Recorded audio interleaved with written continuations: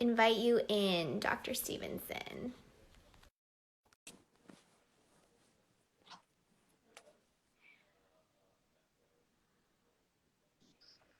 Hi. Hi, How are hello. you? It's So been good so to long. see you. I Happy know. anniversary, by the way. Happy wedding Thanks. anniversary. It's crazy. We've been together for 16 years. Oh my gosh, 16 years. You guys I met in know. college, right? He's my sophomore sweetheart. Oh, Old 16 fashioned. years and 9 years married and 9 years one baby married. girl. One Oh, little baby girl. that is so Congrats on cute. your little baby boy. He's beautiful. Oh, thank you. He is hanging out with his dad right now while his dad's on a work call, so. My little one just ran into my husband interviewing fellowship applicants. Oh, I guess we're all making it work doing this working from home thing. Yeah. So Mary, I want to be respectful of your time. We have about 20, 25 minutes, 30-ish minutes today, Whatever we need. depending on how things go. And I just wanted to start off by briefly saying and introducing you. So this is Mary Stevenson. She is well, she was one of actually the professors already, or she was a fellow. She was the Mohs fellow when I was a resident starting out at NYU. And she is wonderful. She's a Mohs surgeon. She's a brilliant dermatologist, mom to a baby girl. And in honor of Skin Cancer Awareness Month, we wanted to do this live together to talk about sunscreen and sun protection. And we got a bunch of wonderful questions that I'll delve right into. Mary, is there anything else that you wanted to mention in your intro that I missed? Oh, and she's an assistant professor at NYU. No, you've Anything that I been missed? more than generous. I'll just show you, so as we begin this discussion, when I went through my house and just what we have on hand here. So this was, well, it's not showing very well. Let me flip my camera. So this was my haul, just kind of looking through my cabinets, my baby's room, my husband. So lots of products. And this is when we thought we were going to be out of the office for a few days, not for a long time. Awesome. I have mine here too. Mine isn't as displayed as elegantly as yours. So mine's kind of like all like on the couch here Yeah. next to me. So we'll talk through a bunch of these different different product recommendations. I mean, the majority of questions we got were basically, what types of sunscreens do you recommend for certain types of skin? Fair skin, darker skin types, acne prone skin, sensitive skin, mature skin. So we'll go through and talk, about all of those. But just to start off with, Mary, I wanted to see if you can just give a brief primer on sunscreen. So what are the basic things we should look for when we're considering, buying a sunscreen? So just to define for everyone what a SPF means, it's sun protective factor, and it's the fraction of the UV that will reach you. And it in particular is talking about UVB. This is a new thing with sunscreens. In the past, we really only looked at UVB rays because we thought they cause sunburns and skin cancer, but we now know that UVA also causes a lot of photoaging and contributes to skin cancer as well. Mm-hmm. We also know visible light can cause skin problems. So in terms of sunscreen, you really want to break things down in terms of the general categories. Chemical sunscreens, which basically absorb the UV and then disperse it as heat so that it doesn't damage the skin. Physical blockers, which come to the skin and get reflected back. These are most traditionally titanium and zinc. Before the kind of newer, more elegant versions of sunscreen that we have now, if you thought of like that kind of thick, pasty white baby sunscreen, those are often only physical blockers, but now we have really good formulations of them. And then there are some special considerations like iron oxide or some of the ingredients that are harder to get in the US, which we know help with either visible light or UVA. And in terms of what you want to look for, you want to look for something that's broad spectrum. That's implying that it also protects against UVA. Generally, I say SPF 30 or above. You do get more benefit the higher the number you go, but the most important thing is that you're applying enough sunscreen and that you're reapplying it enough. So I find people who trust that they have SPF 100 on think I'm protected 100% of this beach strip. It doesn't change that you still have to apply it, I would say, every hour. Sweat resistant and water resistant sunscreens, they say last for 40 to 8 minutes, but I always say once you dry off, you should put sunscreen back on. And I think the biggest thing that people need to remember and understand is that you have to be good about your sun sun care and you have to reapply and apply enough sunscreen. And, in terms of what I like and what you like, the most important thing is you use it. So these are all Absolutely. good products. Find what works for you. Everyone's skin is a little bit different. We can, go through our favorite ones and why we like certain things. And I'll turn it back over to you. But I think one of the things we have now, which is really nice, is a lot of choice, a lot of Mhm. options. And we do have ones that are good for acne, good for rosacea, good for repairing DNA or, kind of preventing or reversing damage. We have these kind of multitasking products now, which is very exciting because before it was one product that did one thing. I love that. Us being really busy moms, busy working moms, we need products that do multiple things at the same time. It helps us save time in our morning routine. My holy grail sunscreens are ones that help protect me from the sun. They double as foundation, so I don't have to wear makeup. And then now there are really elegant formulations that also have antioxidants in them. That's not to say that I skip my antioxidant step, but it's great to have that as an extra boost. Before I'm we the jump same into the way. products, you mentioned that broad spectrum means it covers UVA and UVB, and I just want to touch on that for a second. The SPF, like you mentioned, pretty much refers just to the UVB protection. And in terms of UVA, I know in Asia, their sunscreens always have the PA plus versus PA plus plus plus, which is a measurement of how much it protects against UVA rays. For some reason, we don't have that in the US. I think just by the FDA does not require products here to disclose UVA protection, but I do think that more and more consumers are becoming aware that UVA is something important to block as well. So for now, all we have is the broad spectrum terminology, but if you get sunscreens from other countries, you can also look for that PA designation as well. So I'm waiting for my Biore Aqua to show up. I haven't tried it yet, speaking of products from Asia, but I it have heard has great quite things. a cult following, and I'm just like, I can't wait to try it. Oh, yeah, I would be so curious to hear what you think. So let's jump into the most often asked question, which was sunscreens for different skin types. So just to start off with, maybe we can go over best sunscreens for acne prone skin or oily skin, because that was just one of the most popular questions. What are some of your favorites?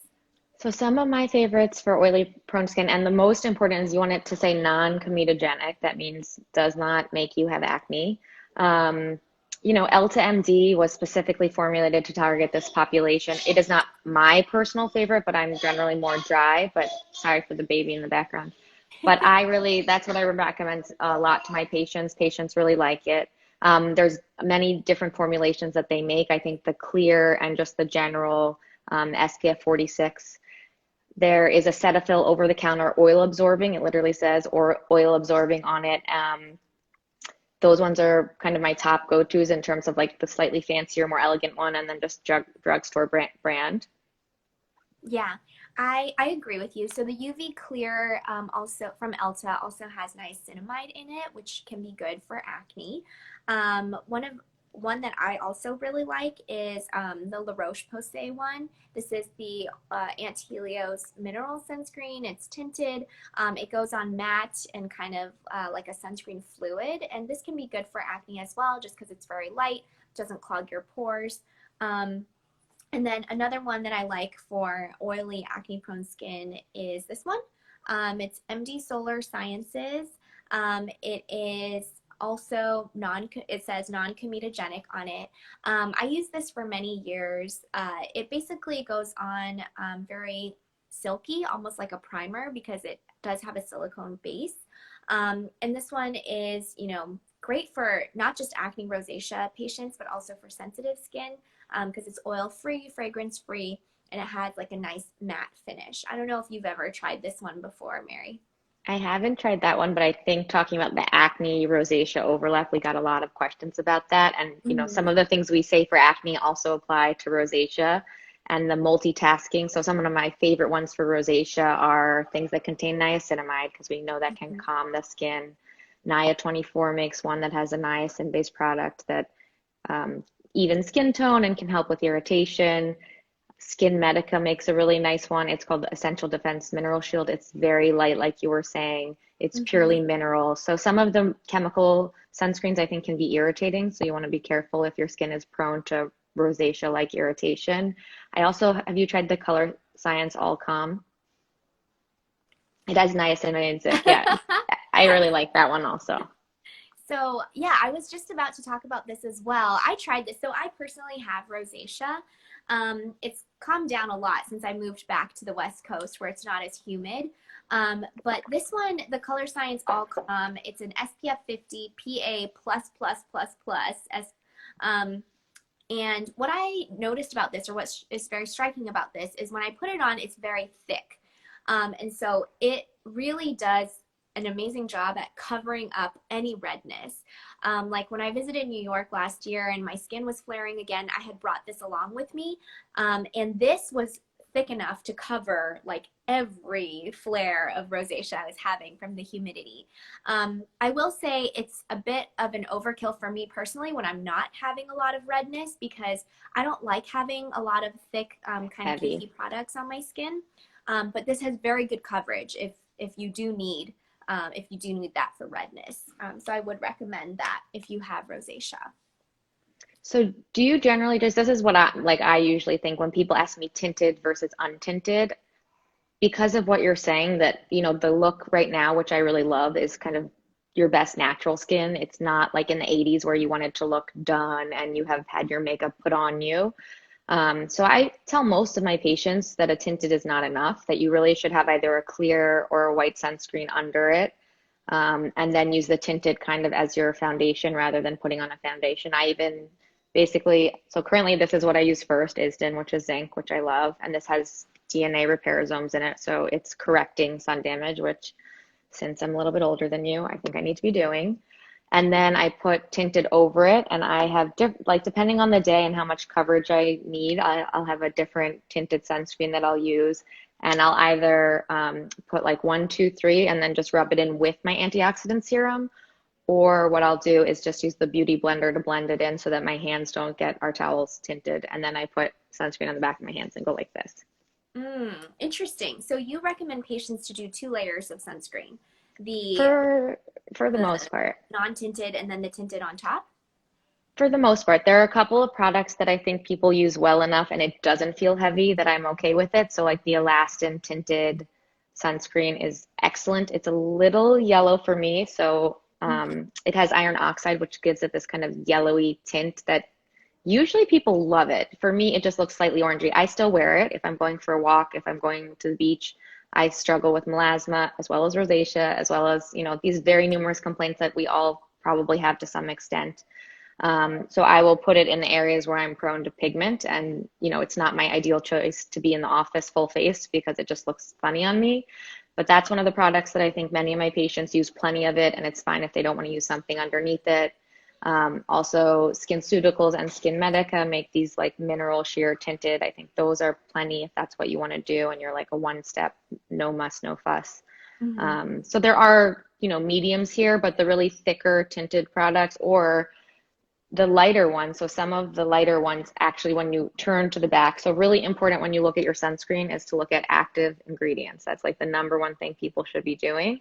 And look at the percentages. So I was looking, this I used to wear all the time. I don't wear it that much anymore, but it has 5% octinoxate, 1.85% titanium dioxide, which is not as good as zinc. So this is definitely enough. Not Which enough. is that one? This is, it's a CC cream. It was by Giorgio Armani. So I used to kind of use this as makeup. I always put, my untinted sunscreen under it, but this is one that I would not recommend because of the Mm. concentrations you use by itself. So you really want to make sure if you're using tinted by itself that it has enough coverage. Even this is when I use a little thicker for flare and coverage. This is the one that I really like, but even this, it's 15.5% titanium, but it doesn't have zinc, which is my favorite. It's a reasonable concentration, but it's not as good of a coverage as a zinc coverage, so I'll still put something under this one. Yeah, wow. Well, that's a great point you bring up, because I typically tell patients that they can just use their tinted sunscreen and that would be enough for them, mostly because I think the majority of people would not go through the two steps of doing an untinted on the bottom and then a tinted on top. But I think you bring up a really important point about looking at the actual ingredients and the percentages of the ingredients. So for zinc oxide, which is kind of like our holy grail, best physical mineral protecting ingredient, is there a certain percentage that you would say we should look for when we're choosing products? So if you look at the back of most baby sunscreens, so this is Babo Botanicals. Actually, I prefer Think Baby. We are out of it, and I'm waiting, given the Amazon shortage, for it to come. But it's 20% zinc. The baby sunscreens are kind of the guiding point of the Holy Grail. That's, what would you do for your baby skin? You should hopefully be doing for your own skin. But not all of the formulations are this high in concentration. I think you should hope to be having something above 10%. Mm-hmm. And then in terms of thinking about your skin issues, like if you're someone prone to melasma, you probably should be hitting it from all fronts if you are going to be in the sun, not just going to your office for that day. So that means a chemical blocker, a physical blocker, and iron oxide. If you're going to drop one, I'd drop the chemical, but it kind of depends on what you're doing as well.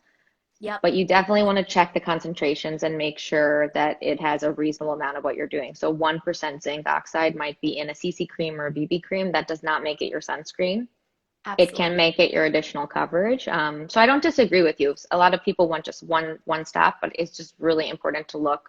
I mean, I was even surprised that when I grabbed this, which is empty and old, I couldn't believe what a low percentage is. I was using it in my secondary sunscreen. I'm not even sure I would call that now. I was using makeup.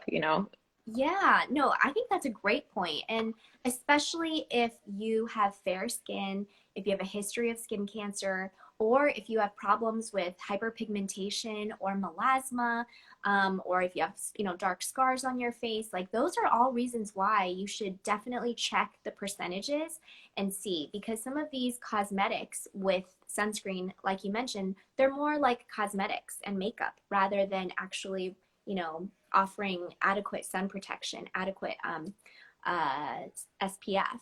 So I'm going to Well, go back and check all my percentages now too. I think that's well, super important. going back to what we were talking about with acne, which I think we failed to miss on, is, people who form acne, cysts, and then scar or have dark spots from it, sunscreen is essential. Like to Hmm. prevent scarring and prevent the dark spot, you also have to keep your paws off of it.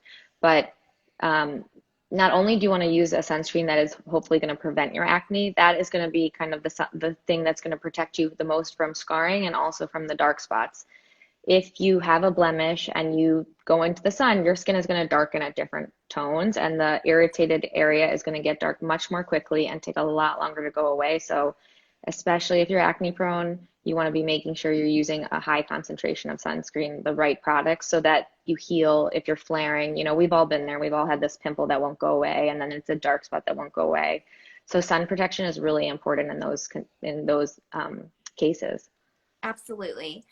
Yeah, I've been dealing with this. Well, I've covered it up today, but I've been dealing with one hyperpigmented acne scar for like over a year now. It just started off as a cyst and it's just so stubborn. So I absolutely agree with you. Sunscreen is key for preventing dark marks. Post-inflammatory hyperpigmentation is what we call it in dermatology, from getting darker. And while we're talking about dark marks, there is more and more research that iron oxide is important in preventing exposure to visible light from cell phone screens, tablets, laptops. And iron oxide is found in varying concentrations again in different sunscreens. So most tinted sunscreens have iron oxide as the tint ingredient. So, I wanted to ask you, what are some of your personal favorite choices for tinted sunscreens? Tinted sunscreens. So the Elastin one, this has iron oxide in it. I find this to be like a real crowd pleaser. It's slightly orangey on me. I really like the Elta tinted physical defense. Other things that I like, this CC cream, I wouldn't use this alone, but when I feel like I need a little coverage and like maybe a little bit more coverage than I would wish to share, this is what I'm using currently. There are a lot of great products out there. So those are kind of my favorites. What are your favorites? Yeah. I agree with you. So I've been using the Alastin one a lot recently, but one thing I have heard about it is that it's not as great for lighter skin tones like yours. So it can come off as a little bit yellowy or orange for fair-skinned individuals, but it's very good for people with like my skin type or darker. It can blend really well with that. My other personal favorite is the Colorscience Sunforgettable Total Protection Shield. This also goes on with a tint that's a universal tint. I really, really love this I one. have to try that It one. also has antioxidants in it. It's all mineral, doesn't clog your pores. It has zinc oxide 12%. So this is kind of like between these two, this is like my everyday, I choose one or the other. This has a bit more coverage than this one does, so I use this one most days, and then this one I want to look a little bit more covered. Um, Do you let use me see. tinted on your neck and chest? I'm really bad. I Me don't too. always put sunscreen on my neck and chest, but if I'm going to be in the sun for a long time, I will use a non-tinted sunscreen just because I don't like the feeling of, having something tinted on my body. So I use this one on my neck and Is chest. this Drunk Elephant? Yeah, this is the Drunk Elephant Physical Sunscreen. This one doesn't have a tint, although they do have a tint. They make a nice Um, tinted one. yeah, people really like the tinted Umbra Sheer Physical Daily Defense. They have a tinted version that I heard works really well on darker skin tones as well. But I use this on my body if I am going out and if I need it. That Umbra sheer you just held up is also really nice for darker skin tones. I find my husband's Indian, so I test everything on him. And I when I look white in something, he looks like completely white in it. But I like that Drunk Elephant Umbra sheer just for like everyday coverage in any skin tone. It doesn't have a kind of whitish sheen. Yeah, does he use this one or does he use the tinted one? He uses, well, he has used, I don't know what he does on a regular basis, but he never listens to me. He uses the Umbra Sheer. I haven't tried the tinted one on Oh, him, but I really? know people really like the tinted one. Elta Clear also is great for darker skin tones. Some of the new, speaking of like additional coverage, like the CC and BB creams. Oh, I forgot to bring it with me from downstairs, but the Aelia Super Serum comes in a Hmm, huge check out array this one. of, so first of all, for people who are into clean beauty, it contains zinc. Again, it's not as high a percent. I think it's like 11%. It's pretty good.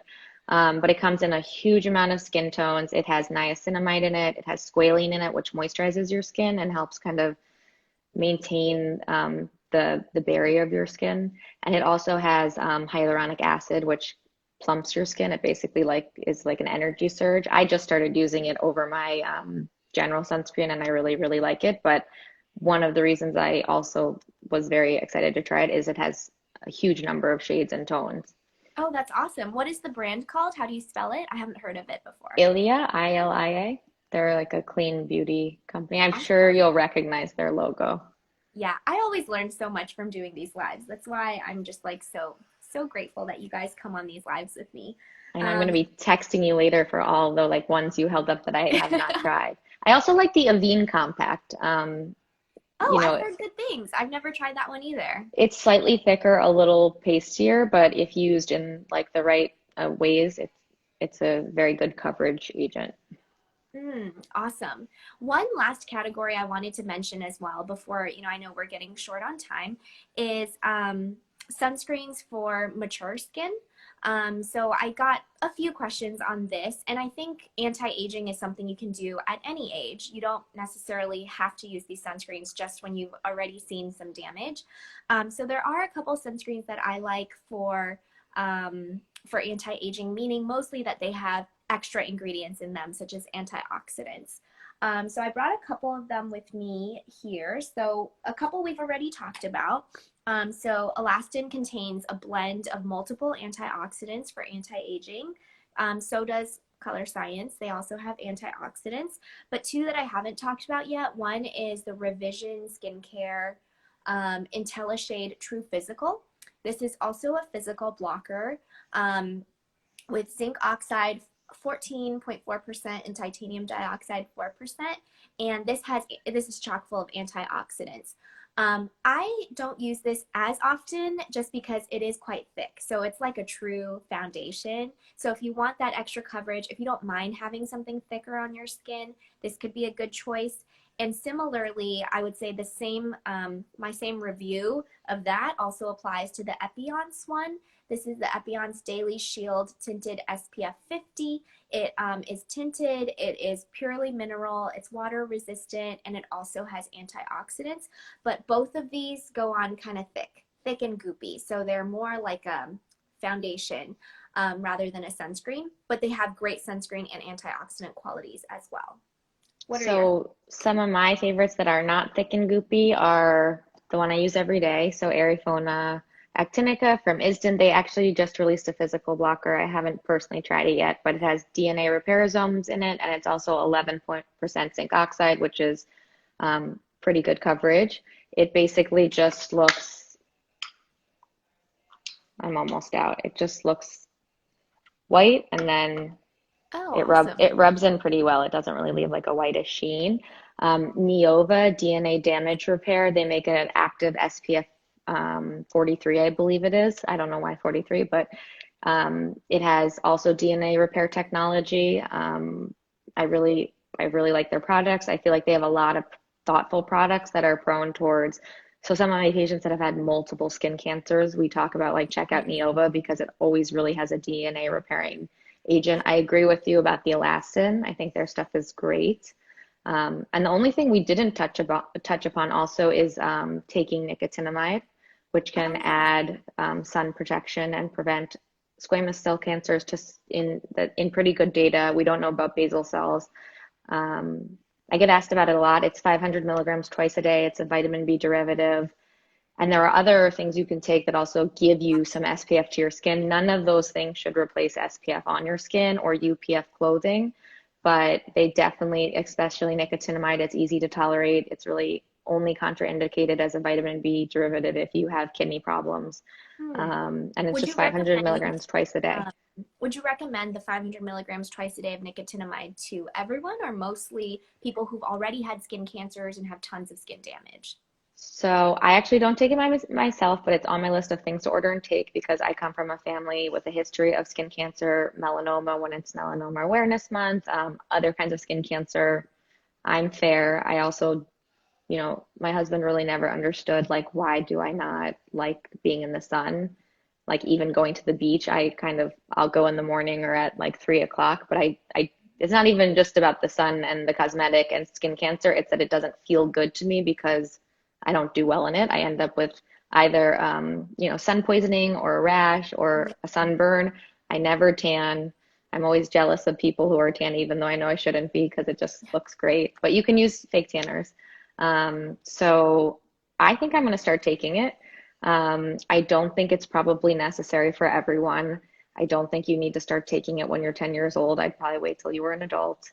I don't think if you have a low risk, such as, you have pigment in your skin, you didn't have a lot of blistering sunburns as a child, you didn't grow up being a lifeguard, these are all considerations. My transplant patients who tend to make a lot of skin cancers because they're Mhm. immunosuppressed, unless their transplant doctor doesn't want them on it, I have them on it. Anyone who's met me more than twice, it has been recommended to them meaning that I've done skin cancer surgery on them more than twice.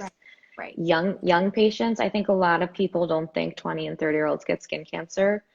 And yes, my population of patients, if I took the averages of their age, it's probably, 60 plus, but it's not uncommon for me to see a 20-year-old or a 30-year-old or a 40-year-old. So those patients, I definitely say, like, you're already making a skin cancer, you're at risk for making more. We should just really, across the board, try to do everything we can. Yeah, no, that's a really great pearl that you shared with us because I think that's not common knowledge that nicotinamide can help with prevention of developing skin cancers. What do you think about Heliocare? So Heliocare is an ingestible supplement that basically gives you an SPF factor. I think it's great we have these new things and we have new technology. I don't think it replaces, for the patient that wants to do everything, I say, of course, do it.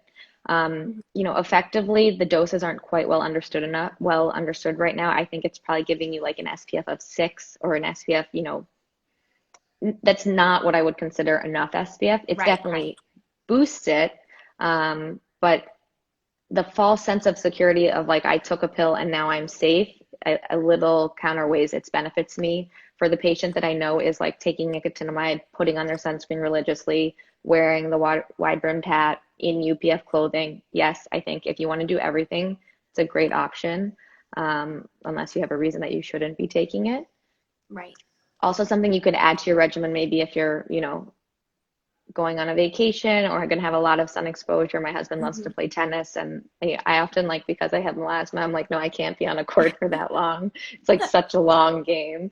But, and I also think one thing people don't realize during Melanoma Awareness Month is any tone of skin can get skin cancer. So, while I don't have privileged skin in the sense that I have a little pigment to protect me, and I'm praying that my daughter, who's half Indian and half my skin, will, not suffer as much from the sun. She is still slathered in sunscreen.